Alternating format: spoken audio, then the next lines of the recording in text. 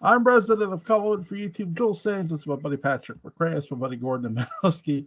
We're here to review the movie Conquest of the Planet of the Apes. Roddy McDowell returns for his fourth Planet of the Apes movie, or feels like Third. third. It's Third, yeah, third. yeah, he wasn't in Beneath. Yeah. Smart man.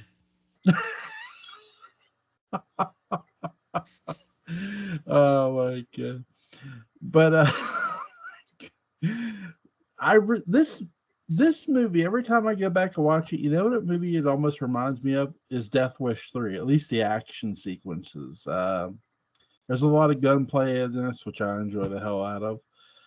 It's got Gavin O'Harleigh with an inverted mohawk. No, it doesn't have that, but Death Wish 3 does. It has Martin Balsam getting Wildy. Remember that? Wildy's coming. Yeah.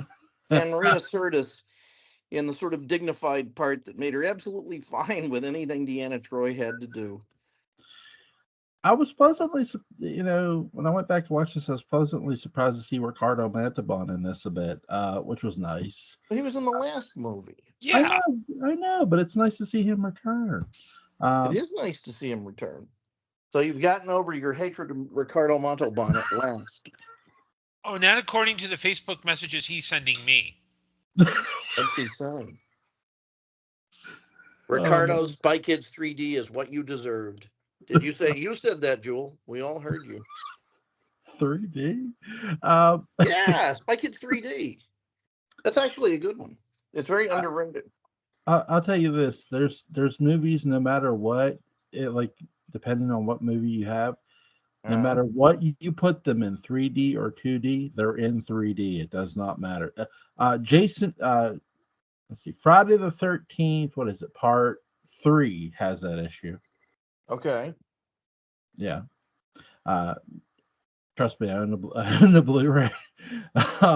Okay. I have the glasses, but it's like it doesn't I can't really use them because I can't see with them. Well, they're not bifocals. Yeah, I can't see with them. But anyway, back to this movie. So everything that was predicted in the previous movie came true in this movie. Yes. You're straight up Dark Shadows premonition here. Sure. That's what it feels like a bit. All right, when did you guys first see this movie? Conquest? I probably saw it. I don't know. I was probably around 11, and it was great. So there, pretty much solves that. I've been trying to set something up theatrically. We're gonna see if it works. Yeah, I mean that's when I first saw it. Gordon, how about you? I saw it when I was about 8, and it was one of those CBS Sunday night movie deals. And one of the things that, in watching it this time around, is that it is really intense. It's probably the most overtly political of all of the Apes films outside of the first. How long has it been since you've seen it? I watch it once. I watch every few years. So, okay. Was it more political than you remembered? It gets more. It gets more political with each viewing. But when you're 8 years old, it was. I just remember it being very dark and intense and everything else. Yeah. But when you watching it as an adult, you see more of the layers about. There's that first layer of like just being humane to, there's the overt like slavery and, kind of animal cruelty if you think about it. Oh yeah, and I do. But like with this viewing, part of it is looking at it from the idea of, kind of disposable workers. Now we would put it in terms of gig economy, people doing multiple jobs and being low paid for those jobs. But the other thing, and this is part of it, is just my own experience. As everyone knows, last year, dealing with losing an apartment because a new property management company purchased it and tried to drive us out, and we we organized and we pushed back and we protested. And the idea of, in the early 70s, the idea of revolution and armed revolution was an actual kind of existential threat. You could think of, if I had watched this during, say, the kind of the days of Black Lives Matter, I might feel like it's a little bit too close to home. But like in the context of this, where it's about people who are being oppressed regaining their power through any means necessary, I can identify with that. Now, I used oppressed in quotes because in my situation, you could argue that, hey, it was just business as usual. There's a difference between true, like, systematic oppression and just being inconvenienced for a while. So, but it does seem that every year when you can see the layers kind of, it develops layers as I watch it. So. No. When you guys watch this movie, like, the violence is shocking because you see a lot of blood. I mean, you see an ape, you see somebody who's dressed as an ape shot right in the face. Which, I mean, look, I'm glad you qualified that. But that makes it sound like in the movie there is a human who dresses up like an ape. Now, does that happen? Well, no. Well, there is a character who's shot in the face, and it's obviously somebody who's in an ape costume, but not in the, how do I word this? That's no, Joel. We know what you mean. We know what you mean. It was just an amusing wording that the lawgiver thought was a little unusual. Well, he'll bleed later. Yeah. See, Joel. They had a low budget, so they couldn't do like individual makeups for everyone. So they just had people put on masks. So it's not just that the plot involves guys with ape masks on. These were actually supposed to be apes. It'd be a good plot. I'd be happy to watch that. But yeah. What about Time of the Apes? Do you know about that? No. Only the Mystery Science Theater version. I've seen the real version, and it's breathtaking. But I do like the blood and the violence of this movie matches its intensity. It fits this movie. Well, the blood and the violence is what gives it its intensity. Yeah, right. That and the rhetoric. Wow. Yeah. I mean, you have torture going on. Caesar gets electric shock treatment. Yeah, or as Joel would say, good, clean, wholesome fun.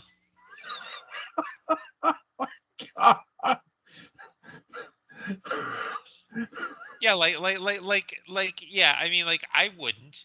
Patrick wouldn't, because we have a broader palette, so to speak. We're orangutans. Yeah, that's it. Well, I was trying to be euphemistic about it, Patrick. Oh my God. This movie, it does what it's supposed to. It gets you to the next movie.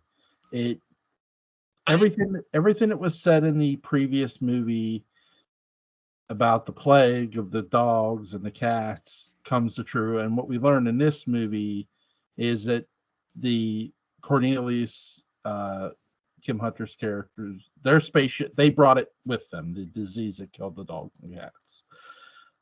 Which, okay, that made sense, I suppose. It's when dogs and cats started using each other's toilet seats that they caught it. Well, I'm going to take some issue with what Joel said about this movie does what it's supposed to.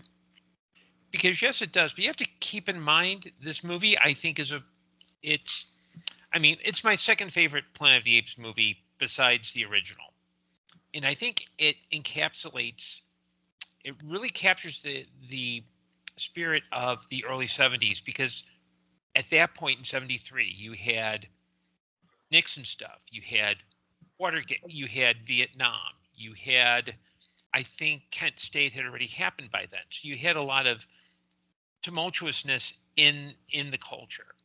So I think the movie really captures a lot of ideas that were kind of vaguely in the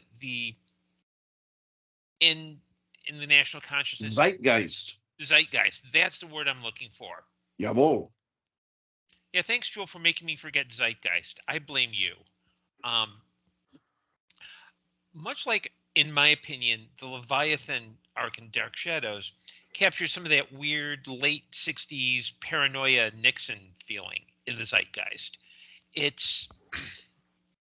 I think it has a lot to say about, this would also be in the midst of the very early blaxploitation movement, where, again, it's all white guys making this movie, but I think there's that idea of dealing with, how do we deal with race in a way that is safe and is provocative without, they're not being woke, but they're not being uninformed. And I think calling it, moving it, getting from one place to another, does it a disservice. It would be like saying, with Battle, which is the next movie in the series. That's one where I've never hated it, but it's just kind of like, okay, it's there. I'm looking forward to watching again, just in context of the way it falls in the sequence. I always feel like, and I'm not trying to knock on Battle, I always feel Battle and Conquest should have just been one movie. Because, like, did you really Conquest. did you need Battle of the Planet of the Apes? Did you really need it? Well, the studio said, yeah, we did, because Conquest did really well. Yeah. And it's easy from our standpoint to look back and go, well, they should have done this and they should have done that, and to play basically armchair screenwriter, director, showrunner, etc. You can't. You have to accept a piece that's done on the page. You have to accept it on. You have to examine it on its own terms. You know, it's like Roger Ebert always admonished. You know, being a film critic is not talking about not just talking about what a film is about, but why it is about it. That's really good. Yeah. Yeah. I still say this feels like Death Wish 3 of the Planet of the Apes movies. It's eerie. The resemblance of the two films. The Jimmy Page score. You know, it goes on. The being shot in Thatcher era London. Yeah, the gratuitous Alex Winter cameo.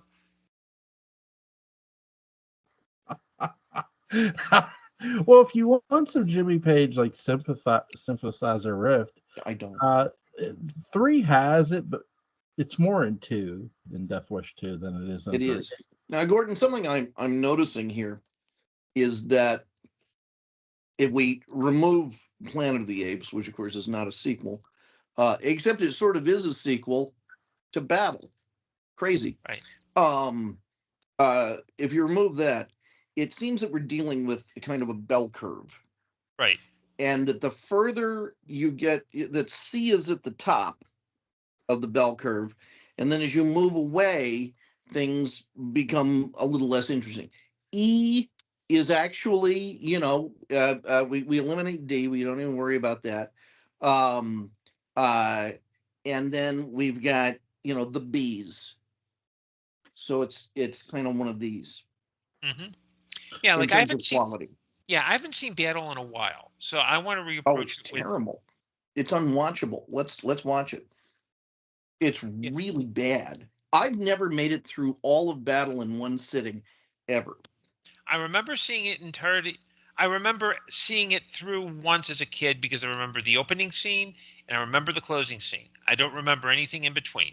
That's all anybody remembers, because it's really an astounding innovation in boring and irrelevant filmmaking. It has some good stuff in the first half hour or so, and then you just got Severn Darden riding around in a school bus with red goggles or something. It's a strange, movie. And the sad thing is, all 4 of the post Planet of the Apes films, the 4 sequels, were all written by the same guy. Haldane. Mm-hmm. Haldane. Yeah. Who I think he had some interesting credit. He had something going on. He did. Prior. This bio came from the cold. I even think he did Goldfinger. I think he participated in the screenplay on that, certainly. Mm-hmm. Yeah, I mean, he's a good writer. I think he just ran out of ideas. And of course, after Conquest, because Conquest did make money, and it did make money very much in the African American community. Mm-hmm. That was a demographic that in many places really got it, really responded very well to this film. However, you had these parents who had all gone to see Escape from the Planet of the Apes, with their kids, and everybody just had a great time, despite the little chimp baby being shot repeatedly by Eric Braeden, and then they think, oh, it's time for kids' birthday parties. It's sort of like what I think honestly happened with House of Dark Shadows, where you're coming off the height of the 1897 storyline, 20 million people watching a day. Kids love it. You got records, you got the bobbleheads and all that, or those weird head things. And everybody said, oh, it's a kid's birthday party. Let's go see. Oh, they love that Barnabas Collins. Let's see what he and Willie are up to now. Yeah. And the same thing with this. Oh, those apes were so adorable, the way they got shot and went, meh, meh. And so let's go see some more. That's good family entertainment. And then they saw, these riots breaking out and, gorillas in red jumpsuits wielding axes. It sounds like something I'd tell my psychologist about a dream I had. And so, as my father remarked when we were watching, he said, oh, it's like January 6th all over again. And he was sort of kidding, but not really. Well, Not really. Well, in reading about this movie, it turns out that they actually had to change the original ending, because essentially it ends with Caesar saying, and that time is now, a couple of silent beats, and the apes just all beat Don Murray to death, and the audience didn't like it, but I'm sure that if Jewel had been there, he'd be like, oh, cool, more violence, good old-fashioned family entertainment. But Jewel, don't listen to your father. Jewel, don't listen to your father. Listen to me. I do have a question for you guys. Because Roddy McDowall obviously was in the previous movie, was he already contracted for this movie? Probably. I mean, he is your Stallone in the Rambo series or something, the Expendables series. He is that to this. So yeah, you're gonna bring him back. I know the second movie he was out because he was, I think, directing a play elsewhere. So they hired a British guy to take over. But I think it was a case of, okay, well, with Escape, he was brought in. And it was kind of like, okay, well, we need some continuity while he's playing his own father, which is great. Then he does Battle, where I think he plays, I don't know if he plays the same character or a descendant. And then there's the TV series where he plays like another totally unrelated ape. Named Cornelius. No, named Galen. Mm-hmm. Galen, yeah.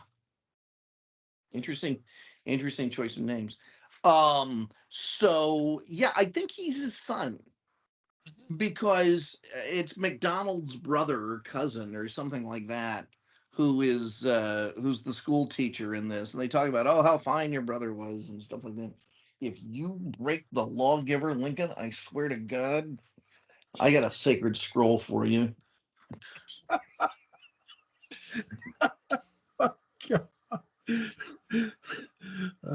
where's the Beast Man? There he is. Lincoln, how are you? It's just a ham. Yeah, yeah. The first thing Joe does when he wakes up is leave a sacred scroll. What did he do? He left a sacred scroll. Oh my God! It's what he does every morning. He goes to the bathroom and leaves a sacred scroll. Oh my God! What's you guys' favorite scene in this movie? I got a lot of them. I mean, I got stuff. I love this movie. It's a these films are really interesting to kind of have grown up with, and I imagine it must have been a real trip to have been maybe six. When Planet of the Apes comes out, and then if you follow the timeline, what year was this? Because This would have been, I think, 72, so because was Planet of the Apes 67 or 68? 68 came out November 68. So 68 to 72, yeah, it was 4 years, And 5 years. What was it? yeah, 68, a couple of years, because like 5 years. I mean, I was one of the first kids to own the Mego action figure collection, because because Planet of the Apes was like the big. It was Star Wars before there was a Star Wars. Sure. In terms of merchandising, and it was the first franchise-oriented. Again, it's that word, but it really is the first franchise-oriented thing I ever owned. It was my 3rd birthday, and my introduction to Planet of the Apes was being given that amazingly messed up coloring book, the one with the skulls and everything else. I don't know if you've looked at that lately, but it is really weird because it's their attempt to make Planet of the Apes, which is a brutal movie, kid friendly. And either the writers of this is something really we need to attach a PDF to or something, because the writers of it were either in total denial or they thought it was the funniest assignment they had ever been given. It was one or the other. It's got some really weird stuff in it. And I found it again a few years ago, and I went through it, and I still just couldn't believe my eyes. So, but to have grown up with those movies and then to be a sullen, angry teenager when this comes out, it's like, see, I told you. And then you bring everybody in for battle, because Conquest of Planet of the Apes was like that. Battle for the Planet of the Apes just has to be like like a Herschel Gordon Lewis movie. And so you bring everybody in, you'll see what Planet of the Apes, and then it's like Paul Williams, and that's it, who required no makeup in the film. He's just, he and John Huston both just, that's how they showed up to the set. I'd like to thank the Ape Council for this award. I think visually it's really striking. It is a film that revels in stark colors, because the Ape movies are already visually coded very effectively. You can see what's going on from a distance, but here it's like everything: the anger, the rhetoric, the pain, and even the colors of the costumes just all get turned up as the humans are drained of color. You've got all those black turtlenecks, which are great, and then very specific Century City backdrops, which 20th Century Fox had built and was desperate to get something out of it beyond just some business rentals. So, they feature it very heavily in Guide for the Married Man and this, which I think are movies you could combine. Gord, what's your favorite scene, man? Let's see, favorite scene. I think there's just so many good scenes in this movie. I think, and the only thing that hampers it is the fact that it's record. You could tell it was recorded in a separate studio, but at the end, there's that big speech where Caesar's basically saying, "Hey, we're going to plant and conspire, and we're taking you down." And when you think he's about to cross the line, the female chimp, Elisa, the chimp, says no, and then he does that whole kind of other speech, and he says, "Even though we're not human, we can afford to be humane." Because even though, it's a little bit of a last minute tweak, I think what it does is it kind of says, hey, look, if it ended the way it was originally meant to end, it would have been very nihilistic. There was no solution, and it would have felt like essentially it was, we couldn't go anywhere, so let's end it. Would have felt like now. Right. versus it gives it a sense of, you get the sense that Caesar's like, yeah, we need to keep we need to keep humans on their feet, but we can do it in a different way. There was a book about Steven Spielberg, and I may have quoted this before, but it talks about a central theme of Spielberg protagonists, and I think it's just fantastic. And it applies in most of the best movies about the learning curve of the characters if they survive, and that is that they've lost their innocence but not their optimism. Mm-hmm. And the kind of re-jimmied ending, I think, has that quality. And I think too, it really makes a lot more logical sense, because Caesar's brought up by a guy who loves animals and who says, "Hey, look, if it's our destiny to be dominated by apes, then I welcome it. You know, everything has a time for a change. You know, you can evolve into something different. Yeah, and I think it's kind of the, yeah, at that moment, and this is going to seems more ironic, but it's Caesar at his most human, whereas Yeah. he's not just another damn dirty ape. You know, this is talking about Monday Morning Quarterback. A really interesting direction they could have taken the film in is where the last thing Caesar knows and sees isn't Armando being killed, although that's my favorite moment in the movie is Roddy McDowell's reaction to that. So there we got that one done. Lincoln's back. He's coming for the lawgiver. You're not gonna get him.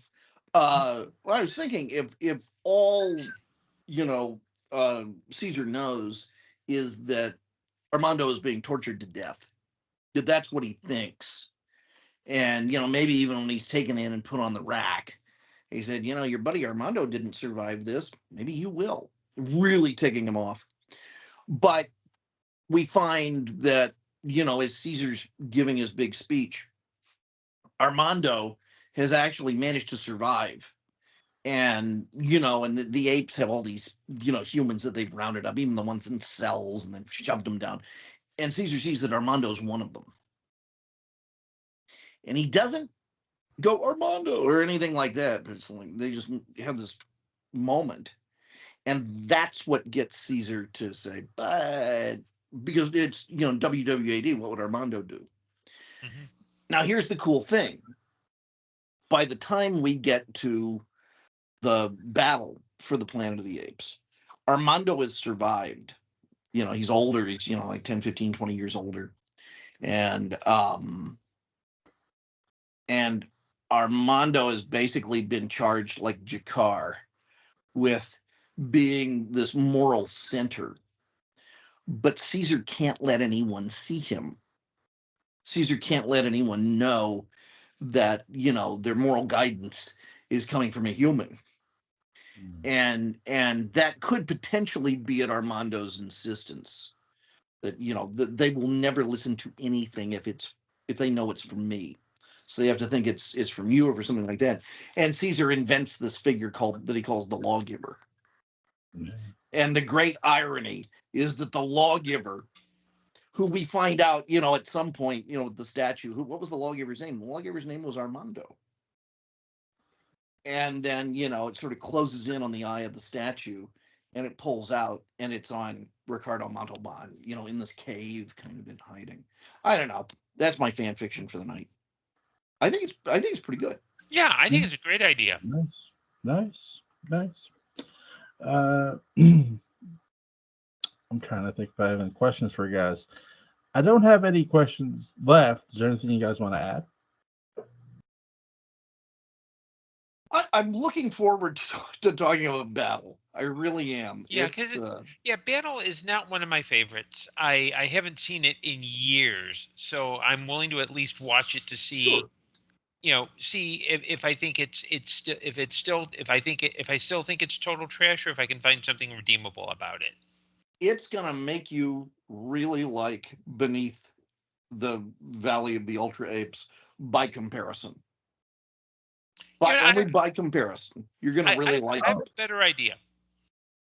When it's time to see Beneath the Planet of the Apes, Let's see Beyond the Valley of the Dolls instead.